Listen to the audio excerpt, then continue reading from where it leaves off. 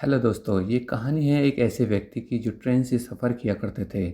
अपने दफ्तर आते थे, जाते थे और ट्रेन के सफ़र से कुछ ना कुछ सीखते थे और घर जाकर के डायरी में लिखते थे कि आज मैंने ट्रेन के सफ़र में ये सीखा।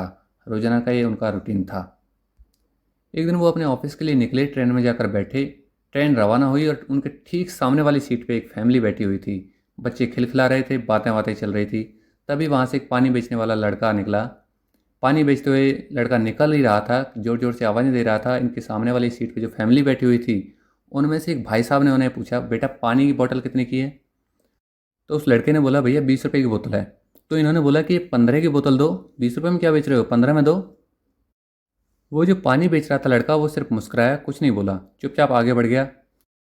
ये जो भाई साहब सामने की सीट पे बैठे हुए थे, जो कि रोज़ाना लिखते थे, आज क्या सीखा, इनको लगा, अंदर से जिज्ञासा हुई, भाई आज क्या सीखा है। ये फटाफट उस लड़के के पीछे गए कि ये आज मुझे कुछ बढ़िया सा सीख देगा कि क्या करना चाहिए लाइफ में। मुस्कुरा के कैसे चला गया, जिद बहस की ही नहीं।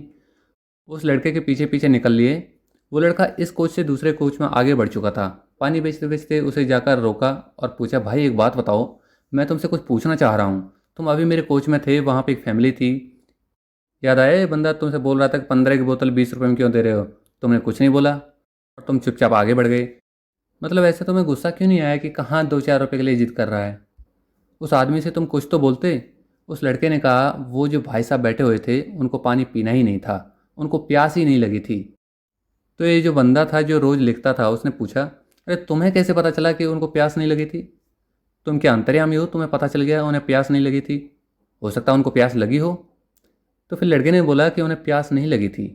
जिनको प्यास लगी होती है वो पहले पानी की बोतल लेता है, उसको पीता है, उसके बाद में दाम पूछता है और फिर पैसे देता है। वो फालतू की जिद बहस नहीं करता है। उस लड़के ने जब ये जवाब दिया तो उन्होंने ये सुना और घर जाकर के डायरी में बहुत कुछ लिख डाला। इन्होंने लिखा, ज़िंदगी में अगर हमने गोल बना लिया है और अगर हमारे माइंड में बात फिक्स है तो हम फालतू की बात विवाद में नहीं पड़ेंगे। लेकिन हमारा गोल फिक्स नहीं है, अगर हमें पता ही नहीं है कि हमें करना क्या है, तो हम बहुत सारी कमियां उस ज़िंदगी के गोल में भी निकालते रहेंगे और बस इसी चक्कर में टाइम ख़त्म कर देंगे। खास करके जो स्टूडेंट्स इस कहानी को सुन रहे हैं, मैं उनको बोलना चाहूँगा कि अपने गोल को फिक्स कीजिए। क्योंकि अगर आपके माइंड में फिक्स नहीं होगा कि आपको करना क्या है, तो आप वो 3-4 ऑप्शंस में उलझ के रह जाएंगे।